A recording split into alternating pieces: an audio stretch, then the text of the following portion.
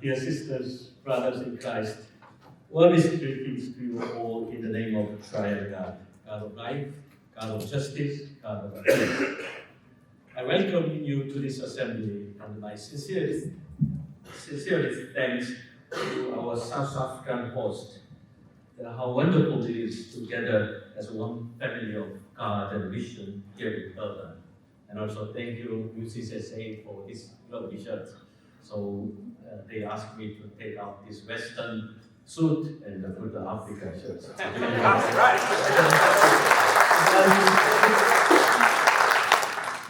In recent decades, we have witnessed a significant shift of the center of gravity of world Christianity from global north to the global south.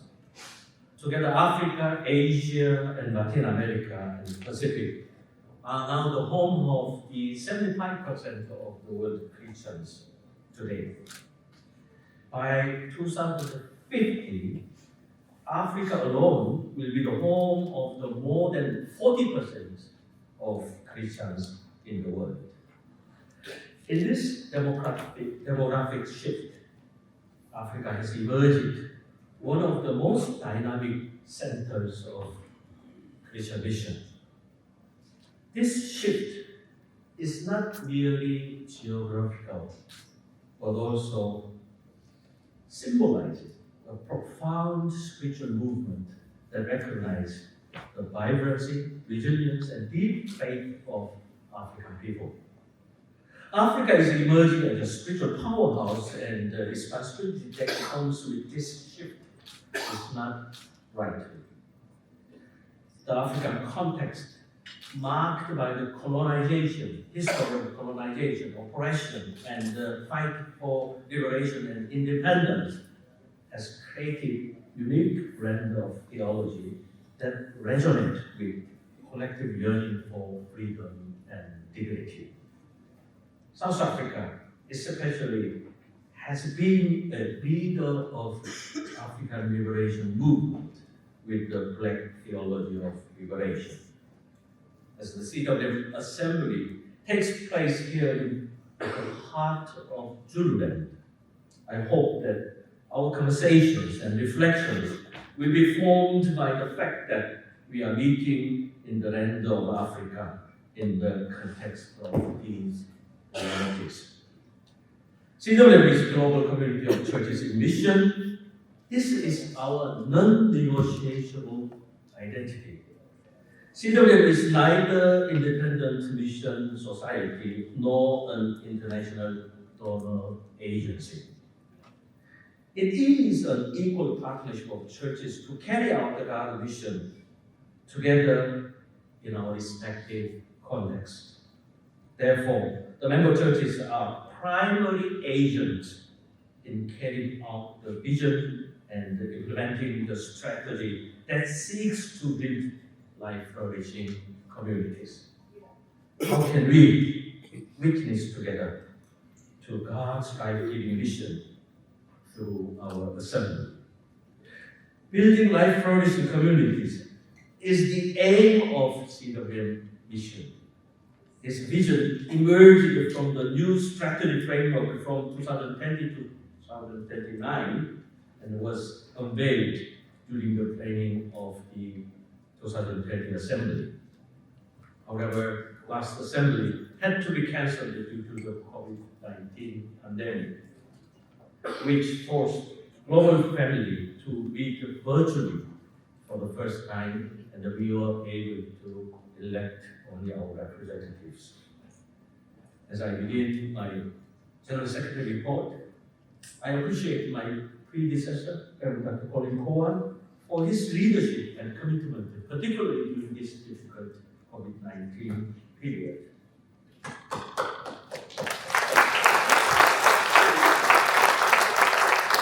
Also, I would like to thank our beloved moderator, holding the Community of Churches in Mission Fund, and for the first 2 years of her term, we were not able to meet face to face. We met every time and worked every time only online. I thank for her remarkable leadership, bringing us together our journey to the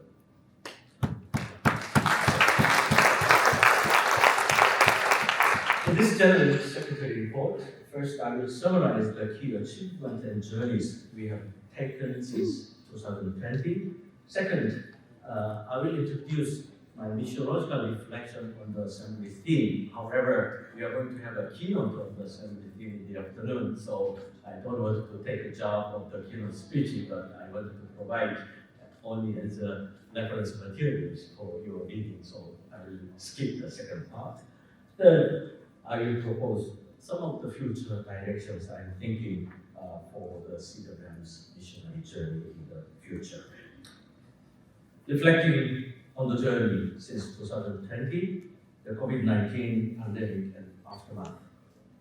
Just when CWM was preparing to transition into a new strategy, the world was hit by the COVID-19 pandemic, which came as an unstoppable force and brought the whole world to stand still. The period radically reshaped our mission perspective.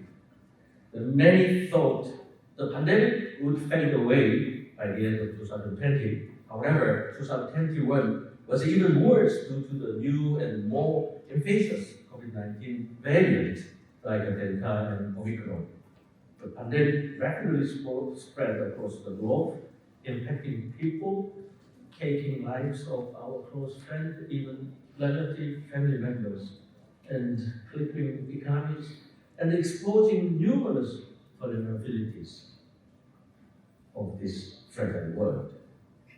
Driven by the greed and the self-centeredness, the rich and the powerful nations kept the vaccines for themselves, while other nations were deprived of the vaccine and the lack of oxygen cylinders.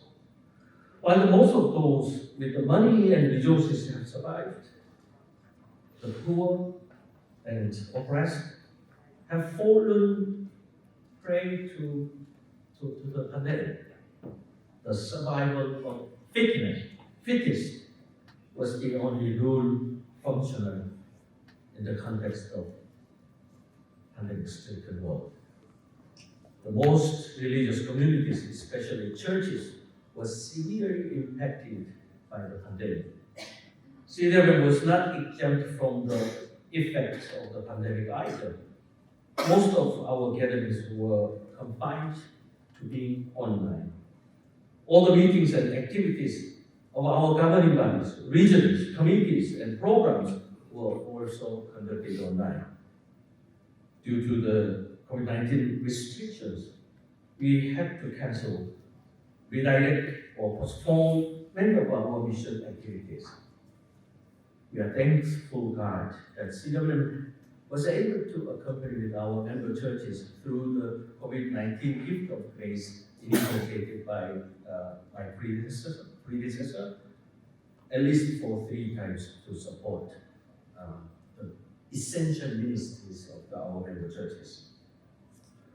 We thank God that we have never given up our calling for mission during this most challenging period. And we have remained resilient and hopeful. We appreciate the member churches, directors, management, and staff for their commitment and dedication to mission. In the midst of the pandemic, we elected new General Secretary, introduced new CWM strategy framework, implemented new programmatic structures, and recruited staff. Redirected, expanded, and launched the Onesimus project successfully. It was all possible by the grace of God. Second item of report is the bleakness of a catastrophic time. As the COVID-19 pandemic receded, the world opened up a whole set of challenges for our mission. Various socio-political, and economic inequalities merged to surface, exposing multiple forms of oppression, deeply rooted corruption, greed, and structures that are in place to keep certain sections of the people vulnerable. fascist forms of politics emerged. And military conflict and wars increased to secure their greed and interest with extreme measures. People feel insecure, therefore they take extreme actions to protect their own interests. Despite some glimmers of hope, we have to reckon with the death-dealing forces, necropolitics, politics of death that struck the world order and inflict suffering on many. Alongside the pandemic, there have been also many other challenges, particularly in some countries of our member churches are located or closed. Myanmar, as I mentioned during the roll call, they are facing with the military coup, and also the civil war. And also Madagascar recently hit by the drought, and our sisters and brothers, Malawi by flood.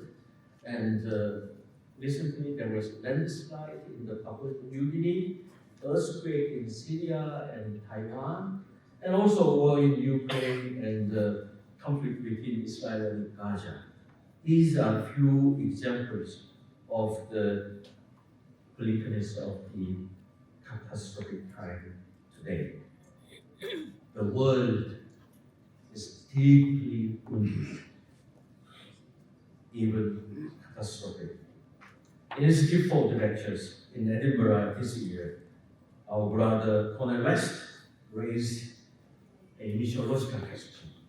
How do we emerge from the bleakness of our catastrophic time? He emphasized that it needed healing by revolutionary love, kenosis in Jesus Christ. As we know, he's a philosopher. His area is philosophy and also his theologian.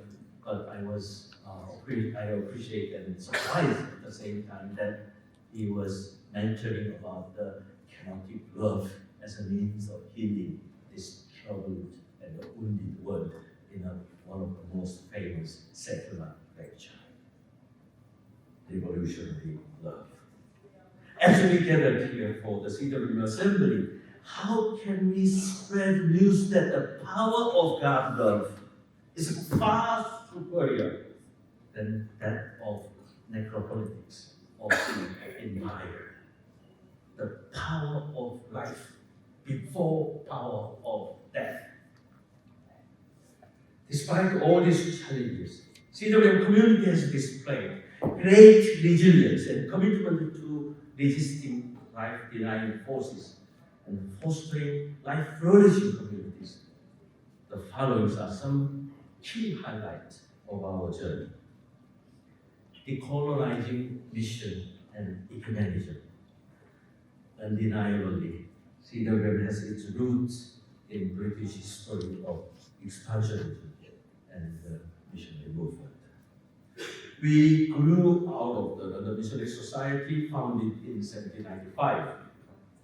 However, we were reborn as a Council for World Mission in 1977 through the colonizing missionary movement.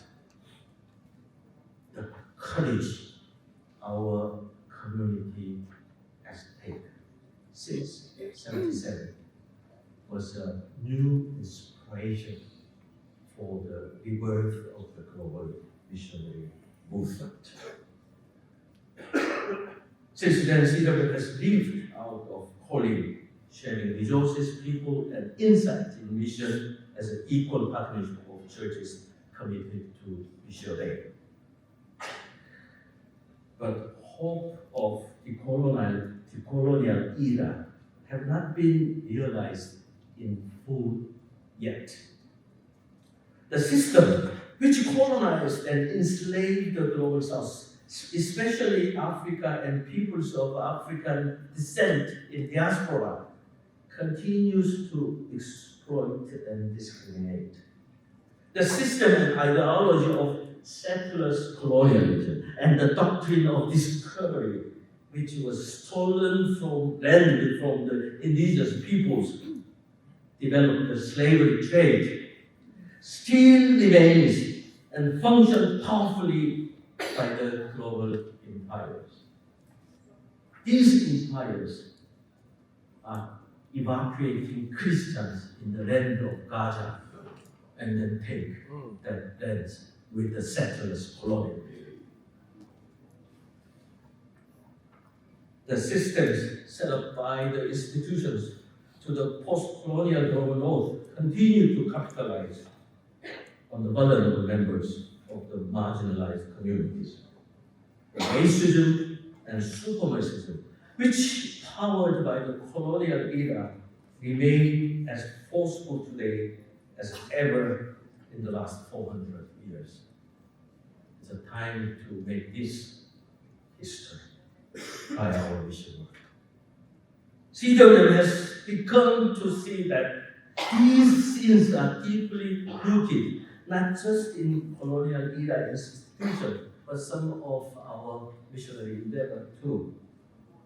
That's why we took the courage to make an apology and confess our sins in Bethesda in issue of legacies of slavery. We should not hide that the LMS was owning the slaves. We should take a courage that it was our sin, so that we may not repeat again our mistake and wrongdoings in the past, so that we can progress our missionary journey forward with the hope in Jesus Christ. Since its formation in 1977, CWM has aimed to discontinue the mission understanding and practice of LMS, starting anew with each commitment and action based on the equal partnership of churches in mission. However, we realize that our journey of transformation not yet completed. We must confess and address the legacies and commit ourselves to decolonizing our mission and spreading transformation to the whole of world mission and the ecumenical movement. In this decolonizing mission and ecumenism, transformative ecumenism is the one of the key areas. We cannot address this great sin of humanity alone. And also, unfortunately, our beloved ecumenical movement is out of empire too. Therefore, we need to spread our Onesimus project across the ecumenical institutions, our academic institutions, even our states and the companies. It is our understanding and motivated us implementing the Onesimus project, formerly known as the Legacies of Slavery, through its 4 areas of the focus: legacies of slavery, modern-day slavery, education for liberation, and transformative ecumenism. You will find the details of these activities in the exhibition outside, and also we will post, upload 30-minute video on the Onesimus project in our application. Then you will find more detailed information. CWM is committed engaging with the various theological institutions, mission partners, especially the Global South, to address decolonizing mission and humanism. Through our DARE program, through our theological education for economy of life, we will continue our journey to develop alternative theological model of decolonizing mission and ecumenism. Particularly in transformative ecumenism, CWM is working in order to shift the center of ecumenism from Eurocentric to world Christianity, to relocate from the institutional ecclesial elitism to the grassroots approach, to envision beyond institutionalism to movement, to rebuild foundation of ecumenism from doctrinal to spirituality, affirming diversity as a dynamism of the ecumenical movement. Fourth area is new strategy framework, which was developed by my predecessor and I inherited that. The board of directors gave me to translate the framework into the programmatic structure. Based on the theology and also strategy of the new framework, I developed 6 areas of the program areas and one special project. As our video showed you this morning, the life flourishing creation and economy, mission program and the partnership, the discipleship, spiritualities and dialogue, education, formation and empowerment, mission from the margins, peace building and the transformative community development. Last special project is the Onesimus project. Then fifth area was revitalizing the mission programs. With the reopening of our travel, I would like to quote what I said in the book, in the Ecumenical Missiology, which edited by Professor Carlos and Professor Rodriguez here. I said that mission also is all about face-to-face encounter of people. It is about the stories of God's people responding to the calling to be common witnesses to the hope in Jesus Christ. Mission has an important role reclaiming human faith. The powerful stories and testimonies of God's people, an experience that we all enjoyed throughout our time together in life. What I'm trying to say is, whatever mission understanding and work we are developing, we cannot ignore or diminish the exchange of people in the missionary movement. That is the core of our mission activities. We meet face to face and we share our testimony that how God has been worked, God's Spirit has been worked in our community to save life, to give a life, to liberate life. Without that, our mission cannot be a true mission of God. Therefore, I have been working with my colleague Julie Sim to increase the exchange of people program in CWM with the lift of the travel restriction. I dream that at least one partners in mission you send and you receive, which means we have 64 mission partners in our program. That is my dream I want to achieve until the next assembly. Of course, we are not going to repeat the same way of colonial way of sending missionaries. My home church is very eager to send missionaries out. We have 3,000 missionaries sent out all over the world, the Presbyterian Church of Korea. But I don't want to mention that how many missions we are receiving. We are trying to learn from the others. So that kind of the bilateral movement, exchange of people in mission, I want to strengthen in the future. Sixth area is about the MSP, Mission Support Program. Unfortunately, Mission Support Program is our key engine to do mission program by the churches in the context.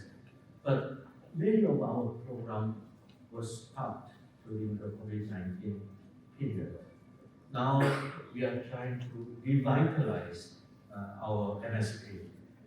Thanks to God that most of our member churches have completed MSP from first to third or fourth phases. So now we are trying to prepare the MSP 5 with the leadership of the DGS and Reverend Julie Shim. So with the recovery of our mission work, let us all together to develop our mission programs in our context with the MSP 5. Public witness and solidarity. This area is some area I want to strengthen in the work of the CWM. CWM's mission extends beyond the boundaries of the church, embracing life-giving text and wisdom from the prophetic neighbors. Therefore, we constantly endeavor to create space for dialogue, collaboration, and collective wisdom and actions, fostering a sense of interconnectedness and shared responsibility for the well-being of the earth and the people with the faith-based communities. Civil society and even activist groups are our partners doing outreach in the community.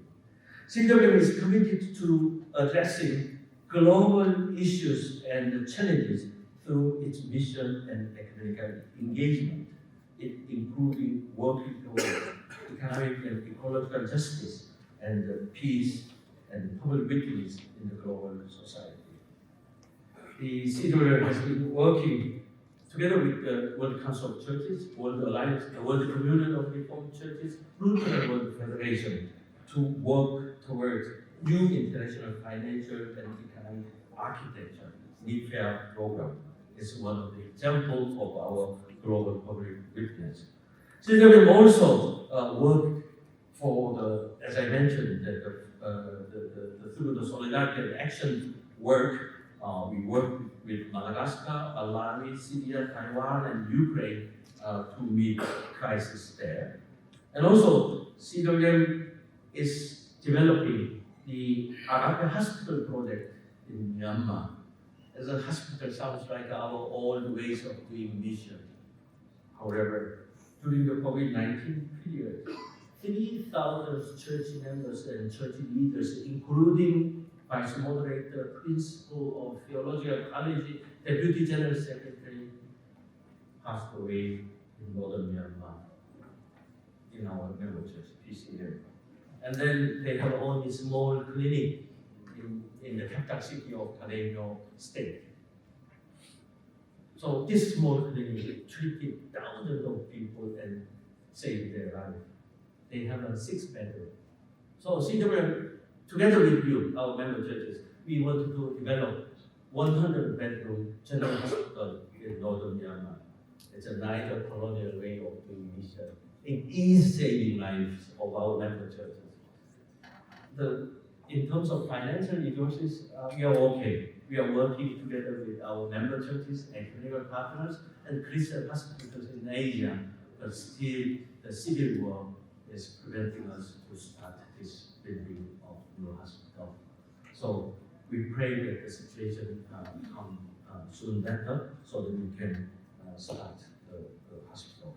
Secondly, we are also closely accompanying with Hong Kong and Taiwan. As we know, the tension between two coasts, mainland China and Taiwan, is increasing. Therefore, we intentionally met our annual members meeting last year in Taiwan and issued a statement, "Not forgotten and not alone." This text has been used as educational materials, even in theological institutions and global churches. We know that introduction of national security law in Hong Kong. So many Christians, they fled to UK, Canada, and Australia and other countries. But more importantly, our brothers and sisters of HKCCC, they are remaining there. When the leadership of CWM, together with moderator, paid a solidarity visit to Hong Kong, rather than providing the solidarity, we learned about the mission. Church was firmly with the community of people and full of joy and hope with the suffering people, marginalized people in the Hong Kong society. So we have paid our particular solidarity with the Christians in Hong Kong and the people of Hong Kong, and also Palestine too. I know that a few of member churches sent me some unhappiness of the issuing statement on Palestine issues. However, I think we need to take the courage to address. the root cause of injustice in Palestine. I appreciate all of directors who unanimously approved our statement on Palestine.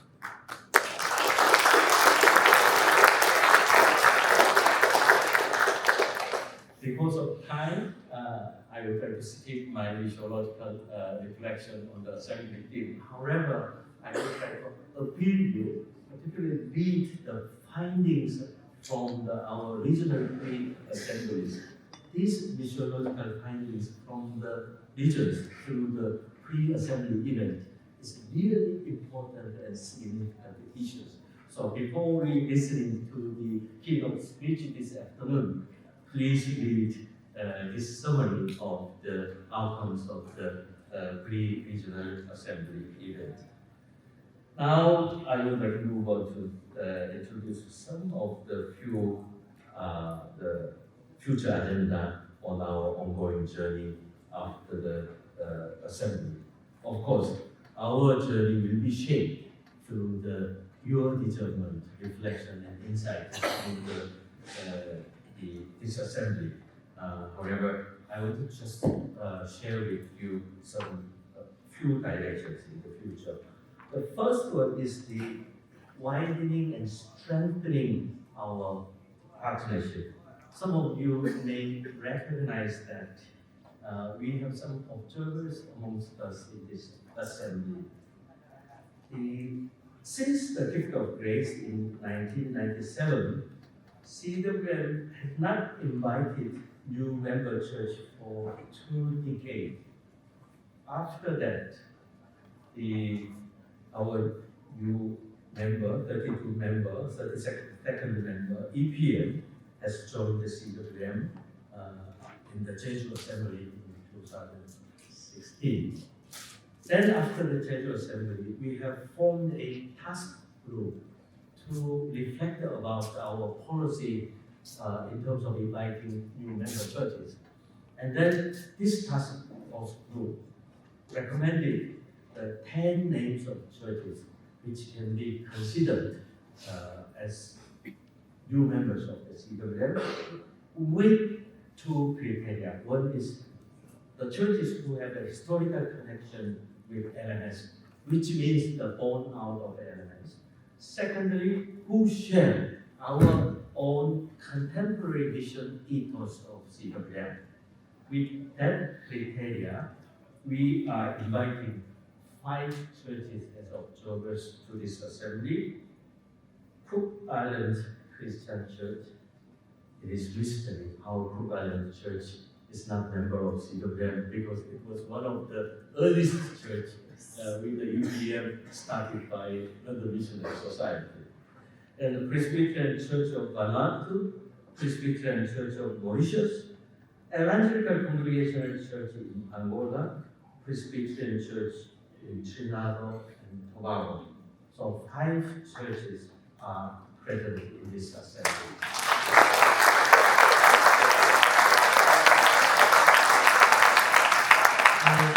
Newly formed board of directors will visit these churches at the assembly and engage in sharing our missiological understandings and mission actions.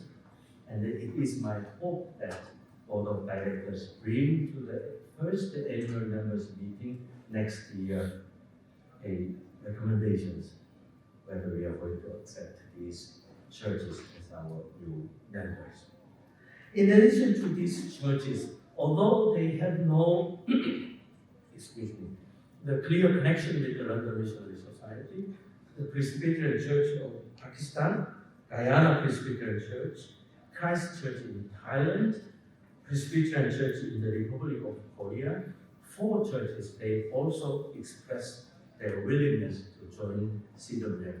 So I suggest that we are going to deal with these 5 churches who have a historical connection first, and then once we complete it, and then we will start a discussion next 4 churches. We are going to celebrate the CWM Jubilee in the year of 2027. During the AMM, just before this assembly, one of member from Pacific raised a very significant question. He was challenging AMM that who are we? Why we gather together as a one family of God mission? I think we need to go through the mission audit, our community audit. Who are we? What kind of partnership and community model we have? Are we really partnership? Are we doing our mission individually only? Are we really sharing our life, resources? What about our theology? Are we really exchanging our theological insight? I think this kind of audit and evaluation of our partnership need to be done through our celebration of Jubilee. Therefore, the Board of Directors, after the assembly, we will develop some Jubilee theology, mission, and reflection with the celebration of the 50 years of the CWM. And then we will seriously want to address the concept of the mission from the margins in developing our mission programs. The last one is the Onesimus project. In the General Secretary Conference in October last year, we have launched 3 funding projects within the Onesimus project: the Legacies of Slavery, which means the Reparatory Justice Fund, Healing of Memories, and the Modern Day Slavery Fund. All these funds are accessible by our member churches with a budget of 10 million for the first period, 10 million pounds. And then after completion of that, we will move to the next phase with the 9 million pounds of the budget. So with this all redirection of the Onesimus project, it is time to implement into our mission actions of the assembly. Now I would like to conclude my report to the assembly. As we begin this assembly, I really hope and pray that we celebrate this extraordinary opportunity given to us, a moment of sharing with each other and building together. I think that each one of us, we have a moment of the experience, the presence of the Lord in our life. In my experience, when I was the dentist and the theological student, the moment of my theological opening was when I heard Taiwanese proverb, "Chut Tao Chi."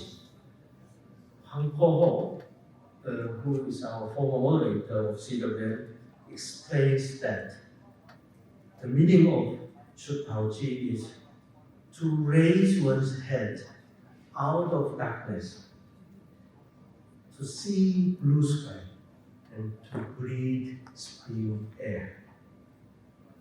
There's Mandela, in his long work to freedom, encourages us to raise our head to see the blue sky, to move forward. We have gone through the difficult times of COVID. Even we are experiencing catastrophic era in the world, but we have to raise our head and see the blue sky God, and then we have to move forward. However, we will not see sky alone. We do not walk alone. We strongly believe that any journey towards justice, peace, and life and mission cannot be walked alone. It requires the strength of unity, wisdom of collaboration, and the grace of God guiding hands. If we walk alone to the new heaven and earth, our God shall us back to our community and ask us to return with the people who cannot work alone. The vulnerable, the weak, the poor, the exploited creation. Therefore, we do participate in God's mission together as a Ubuntu. I am because we are. Thank you. Many blessings of God. Right now.